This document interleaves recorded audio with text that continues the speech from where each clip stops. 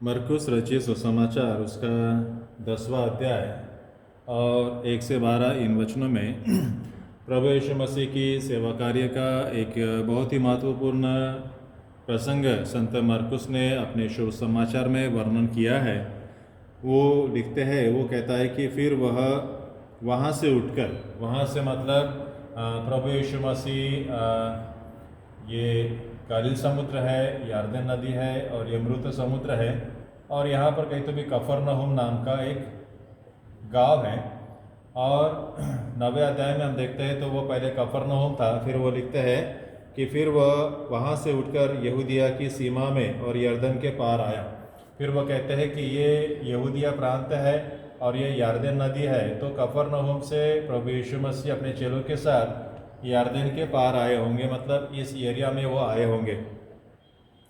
फिर वहाँ पे संत मरकुस ने लिखा है, जब वो यरदन के पार आया तो भीड़ उसके पास फिर इकट्ठा हो गई। यहाँ हम देखते हैं कि जहाँ कहीं प्रभु यीशु मसीह आते थे, जाते थे, हमेशा लोगों की जो भीड़ है उनके आसपास जमा करती थी।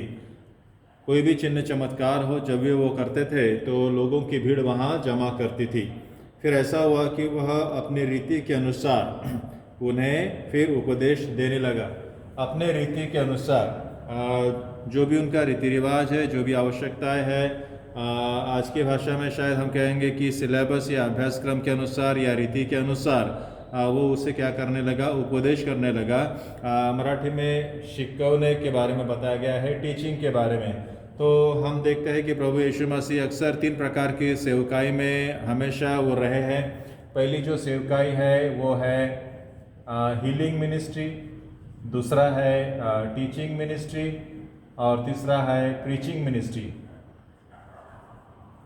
मतलब चंगाई की सेवा, जहाँ हम देखते हैं कि आरोग्य की सेवा, कई लोग बीमार थे उनको चंगा किया है, और आज भी दवाखानों के द्वारा, मेडिसिन के द्वारा कई लोगों को चंगाई दी जाती है। तो ये हीलिंग मिनिस्ट्री है, और प्रभु यीशु की इस हीलिंग मिनिस्ट्री में आज कई लोग सहभागी है। उसके बाद प्रभु यीशु मसीह टीचिंग भी करते थे, लोगों को शिक्षा देते थे और सुसमाचार का प्रचार भी करते थे। तो यहाँ पर हम देखते हैं कि प्रभु की जो सेवकाई थी वो इस प्रकार से थी, हीलिंग थी, टीचिंग थी और प्रीचिंग थी, और इसी प्रकार वो सेवकाई करता था। तो हमें भी इसी प्रकार की सेवकाई में जब भी मौका मिलता है, या फिर इसमें से किसी एक प्रकार की सेवकाई करने का या 2-3 प्रकार की सेवकाई करने का जो कृपादान हमें मिलता है, उस कृपादान के अनुसार जब हमें मौका मिलता है तो हमने क्या करना है, सेवकाई कर सकते हैं। हीलिंग हो सकती है, टीचिंग हो सकती है, प्रीचिंग हो सकती है। तो यहाँ पर प्रभु यीशु मसीह कफरनहूम से यरदन के पार जब आए तो वहाँ पर लोगों की भीड़ जमी, और अपनी रीति के अनुसार वो उन्हें क्या करने लगा है, शिक्षा देने लगा। जब प्रभु यीशु मसीह जमे हुए लोगों को शिक्षा देने लगे थे तो देखिए फिर क्या हुआ। दूसरे वचन में लिखा है, तब फरीसियों ने उसके पास आकर उसकी परीक्षा करने को पूछा। तो यहाँ पर हम देखते हैं कि कुछ फरीसी आए हैं, और वो भी यहाँ पर आए हैं। अक्सर आप देखेंगे कि जितने भी सुसमाचार है, सुसमाचार में अक्सर जो लेखक है उन्होंने इस बात का वर्णन किया है कि जहाँ कहीं प्रभु यीशु मसीह जाते थे, जहाँ कहीं लोगों को शिक्षा देते थे, जहाँ कहीं चंगाई देते, तो ये जो फरीसी है, फरीसी हमेशा वहाँ पर रहते थे। हमें याद है कि प्रभु यीशु मसीह अपने चेलों के साथ जब एक खेत में से जा रहे थे तो चेलों को भूख लगी, और उन्होंने क्या किया, वो जो अनाज सा गऊ थे उसको तोड़ा, अपने हाथ पर मसला और खाने लगे। तो ये जो फरीसी है वो तुरंत प्रभु को कहने लगे कि देखो, तुम्हारे जो चेले हैं वो रीति रिवाज का पालन नहीं करते, शब्द का पालन नहीं करते थे। तो ये जो फरीसी है, यहूदी समाज के जो लोग हैं, उनमें जो फरीसी थे वो लोगों को यहूदी रीति रिवाज के बारे में सिखाते थे, और अक्सर लोगों को यहूदी रीति रिवाज का पालन करने के लिए कहते थे। आज भी हम अपने समाज में या अलग अलग समाज में देखते हैं, समाज में कुछ ऐसे अगुवे होते हैं जो अक्सर लोगों को अपने संप्रदाय का, रीति रिवाज का पालन करने के लिए कहते हैं। तो ये जो फरीसी है, वो फरीसी हमेशा लोगों को समाज का जो धर्म का जो रीति रिवाज है उसका पालन करने के लिए वो अक्सर कहते थे। तो यहाँ पर देखिए, फरीसी जब आए तो उसकी परीक्षा करने को उससे पूछा। तो ये जो फरीसी है, कई बार आपने देखा होगा कि प्रभु यीशु मसीह को कुछ सवाल पूछते थे। देखिए, वो हमेशा सवाल पूछेंगे, कुछ से भी सवाल पूछेंगे, और उनका उद्देश्य क्या था? सवाल पूछने का उद्देश्य क्या था? जानकारी हासिल करना, या उनको मालूम नहीं इसलिए वो जानकारी लेना, ये उद्देश्य नहीं था। लेखक कहता है, मरकुस कहता है कि तो फरीसियों ने उसके पास आकर उसकी परीक्षा लेने के लिए, मतलब प्रभु यीशु मसीह की परीक्षा लेने के लिए,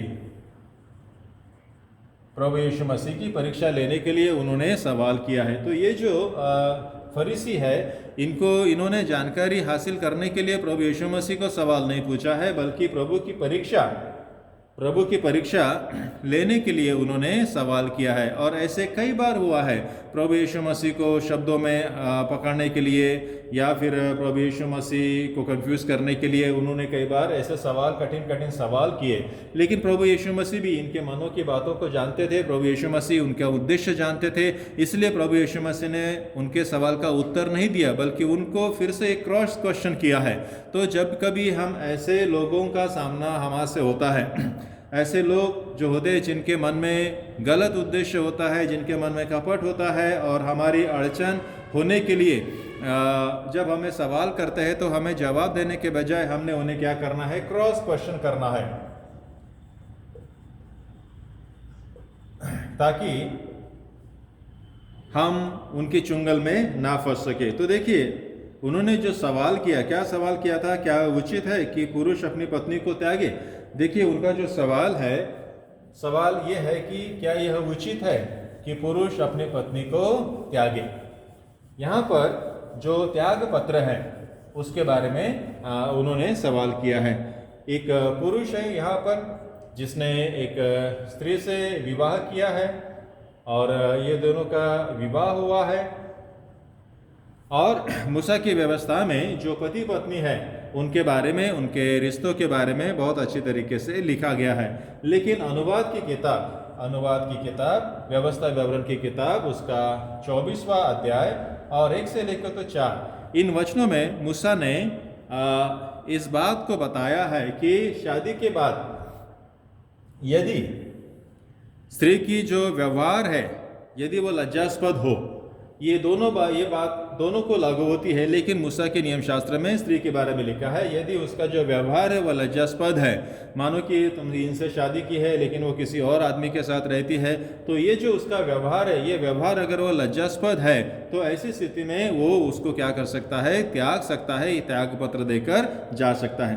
तो देखिए, जब फरीसी प्रभु यीशु मसीह के पास आए और जब उनको परीक्षा करने के लिए जब उन्होंने सवाल किया, सवाल कौन सा था? कि क्या उचित है कि पुरुष अपनी पत्नी को त्यागे? मतलब उन्होंने मूसा की जो व्यवस्था थी, मूसा की जो व्यवस्था है, उस पर उन्होंने क्या किया? सवाल उठाया है। ये लोगों को मूसा की व्यवस्था के बारे में सिखाने वाले थे, लोगों को मूसा की व्यवस्था के बारे में शिक्षण देते थे, और लोगों को कहते थे कि तुमने मूसा की व्यवस्था को मानना है। लेकिन यहाँ पर देखिए, मूसा की व्यवस्था को वो क्या कर रहे हैं? सवाल कर रहे हैं। मतलब मूसा के द्वारा जो व्यवस्था दी गई थी उसको उन्होंने क्या किया है? सवाल उठाया कि क्या यह उचित है? मूसा ने जो बताया है कि तुम अपने पत्नी को त्याग पत्र दे, क्या यह उचित है? क्या ये सही है? मूसा ने ये जो कुछ लोगों को कहा है, क्या ये सही है? अब देखिए, उन्होंने उनसे पूछा, उसने उनको उत्तर दिया, मूसा ने तुम्हें क्या आज्ञा दी है? देखिए, प्रभु यीशु मसीह यहाँ पर उनको उनके बहुत ही केयरफुल तरीके से प्रभु यीशु मसीह उनको जवाब दे रहे हैं। यहाँ पर उन्होंने जवाब नहीं दिया, बल्कि उनको क्रॉस क्वेश्चन किया है कि भाई मूसा की व्यवस्था में क्या लिखा है, क्या आज्ञा दी है? मूसा ने तुम्हें क्या आज्ञा दी है? तुम तो मूसा की व्यवस्था को मानने वाले हो, तुमको तो उस मूसा की व्यवस्था मालूम है। तो जब तुम मूसा की व्यवस्था लोगों को बताते हो तो तुमको मालूम होना चाहिए कि मूसा ने इस बारे में क्या लिखा है। अब उन्होंने उत्तर देते वक्त उन्होंने कहा, मूसा ने त्याग पत्र लिखने और त्यागने की आज्ञा दी है। अब देखिए, उनको मालूम है कि मूसा ने ऐसी स्थिति में पुरुष को अपनी पत्नी को त्याग पत्र देकर छोड़ने की आज्ञा दी है। जब उनको मालूम है, फिर भी वो क्या कर रहे हैं? सवाल कर रहे हैं कि मूसा ने जो कुछ कहा है क्या वो उचित है? उनका प्रश्न पूछने का उद्देश्य प्रभु यीशु मसीह की परीक्षा लेना है, ना कि जानकारी प्राप्त करना है। तो प्रभु यीशु मसीह की परीक्षा लेने के लिए बड़े उल्टे सुलटे तरीके से वो प्रश्न पूछते हैं कि मूसा ने तो कहा है, लेकिन जो कुछ मूसा ने कहा है ये क्या सही है? ये फरीसी जो लोगों को मूसा की व्यवस्था का पालन करने के लिए बताते थे, वो ही मूसा की व्यवस्था का सवाल कर रहे हैं। अब देखिए, वो कहते हैं कि ठीक है, मूसा ने तो त्याग पत्र लिखने और उसे त्यागने की आज्ञा दी है, लेकिन यदि आप अनुवाद की किताब उसका 24वां अध्याय और 1 से 4 इसमें लिखा है कि ऐसा नहीं कि भाई आपको ये पसंद नहीं है या कुछ भी हो जाए तो आप उसको त्याग पत्र दे दो। उसका एक कारण बताया है कि यदि उसका व्यवहार लज्जास्पद है तो ऐसी स्थिति में आप उसको त्याग पत्र दे सकते हैं और उसको त्याग सकते हैं। लेकिन प्रभु यीशु मसीह ने जो जवाब दिया है वो जवाब भी बहुत ही विचार करने योग्य है। प्रभु यीशु मसीह ने कहा 5वें वचन में, यीशु ने उनसे कहा, वचन 5 है ना, जो मार्कुस रचित सुसमाचार उसका 10वां अध्याय और वचन 5 में कहा है कि यीशु ने कहा, तुम्हारे मन की कठोरता के कारण। मूसा ने जो कहा है कि ठीक है, यदि उसका जो व्यवहार है वो लज्जास्पद है तो ऐसी स्थिति में तुम उसे सूटपत्र दे सकते हो, त्यागपत्र दे सकते हो। अब प्रभु यीशु मसीह इसके बारे में देखिए कहा है, प्रभु यीशु मसीह ने कहा है कि मूसा ने जब तुम्हें त्यागपत्र देने के लिए कहा है तो ये इसका कारण क्या था? इसका व्यवहार नहीं बल्कि तुम्हारे मन की कठोरता है। व्यवहार के कारण नहीं बल्कि तुम्हारे मन की, ये जो पुरुष है जिसने शादी किया है उसके मन की कठोरता के कारण उसे त्याग पत्र देने के बारे में कहा है। क्योंकि कई बार ऐसा होता है कि परिवार में अक्सर महिलाओं का शोषण किया जाता है, उन पर हल्ले किए जाते हैं, उनका शोषण होता है। तो ये टालने के लिए तुम्हारी कठोरता के कारण, तुम्हारे कठोर व्यवहार के कारण इसका नुकसान ना हो, इसलिए उसे त्याग पत्र देने का सम्मति मूसा ने दी है। लेकिन फिर आगे प्रभु यीशु मसीह कहते हैं, पर सृष्टि के आरंभ से परमेश्वर ने नर और नारी करके उनको बनाया, इस कारण मनुष्य अपने माता पिता से अलग होकर अपनी पत्नी के साथ रहेगा। परमेश्वर की तो इच्छा है कि ये दोनों ने क्या करना चाहिए? विवाह के द्वारा साथ में रहने। तो परमेश्वर की इच्छा है ये साथ में रहे, ना कि अलग हो जाए। लेकिन कभी कभी अपने मन की जो कठोरता है उस कठोरता के कारण साथ में रहना संभव नहीं होता है, और साथ में रहने के कारण ऐसी स्थिति में जब हमारे मन में कठोरता है, ऐसी स्थिति में परिवार का नुकसान होने के बजाय अलग होने के लिए मूसा ने कहा है। लेकिन ये परमेश्वर की इच्छा नहीं थी, बल्कि ये एक सोल्यूशन था कि जब मनुष्य का मन कठोर हो जाता है और मनुष्य अपने मन की कठोरता के कारण हिंसक बन सकता है, और हिंसक बनने से एक दूसरे का नुकसान होता है, तो नुकसान ना हो, खास करके महिला का नुकसान ना हो, इसलिए उसने त्यागपत्र देने के लिए कहा है। लेकिन परमेश्वर की इच्छा क्या है? कि वो दोनों क्या करे? साथ में रहे। तो ये परमेश्वर की इच्छा है। और फिर आगे कहते हैं कि जिसको परमेश्वर ने जोड़ा है वो कोई भी उसे अलग ना करे। तो यहाँ पर प्रभु यीशु मसीह कफरनहूम से यरदन के उस पार गए हैं, और यहाँ पर हम देखते हैं कि यहाँ प्रभु यीशु मसीह है और उनके आसपास लोग जमे हैं। और फिर हम देखते हैं कि जो फरीसी है वो यहाँ पर गए हैं और उन्होंने एक सवाल किया है, और ये सवाल क्या था? उनको परखने के लिए, परीक्षा लेने के लिए उन्होंने सवाल किया। और सवाल क्या था? क्या ये सही है, क्या ये उचित है कि मूसा ने ऐसा क्या ये उचित है कि पुरुष अपनी पत्नी को त्याग पत्र दे दे?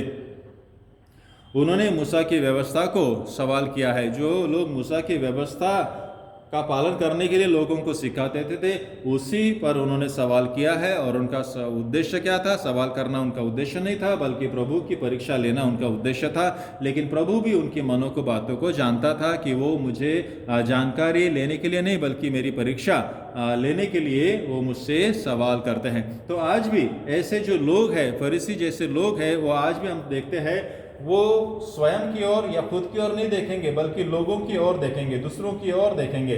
लोग क्या करते हैं, क्या नहीं करते, उनकी ओर देखेंगे, और लोगों पर कैसे जो रीति रिवाज है, रीति रिवाज थोपने का ये लोग क्या करते हैं? प्रयास करते हैं। खुद तो उसका पालन नहीं करते, बल्कि लोगों पर वो क्या करते हैं?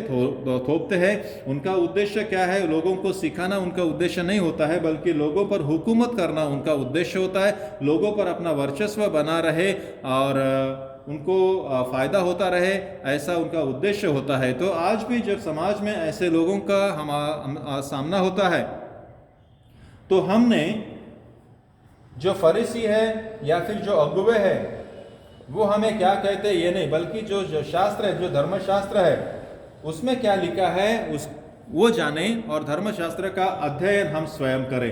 तो ये जो बाइबल स्टडी है, बाइबल स्टडी करना का उद्देश्य यही है कि लोग हमें क्या बताते हैं उस पर ज़्यादा भरोसा न करते, हम स्वयं क्या करें, धर्मशास्त्र में क्या लिखा है, प्रभु यीशु मसीह ने क्या सीखा है और कौन कौन सी बातें लिखी है ये जानने का हम लोग प्रयास करें। कई बार ऐसा होता है कि जब दूसरों के कहने के अनुसार जब हम चलते हैं तो कई बार हमारा नुकसान होता है, इसलिए हम स्वयं जाने, हम स्वयं जानकारी ले और सही क्या है, गलत क्या है, उचित क्या है, अनुचित क्या है, इसका फैसला हम स्वयं करें।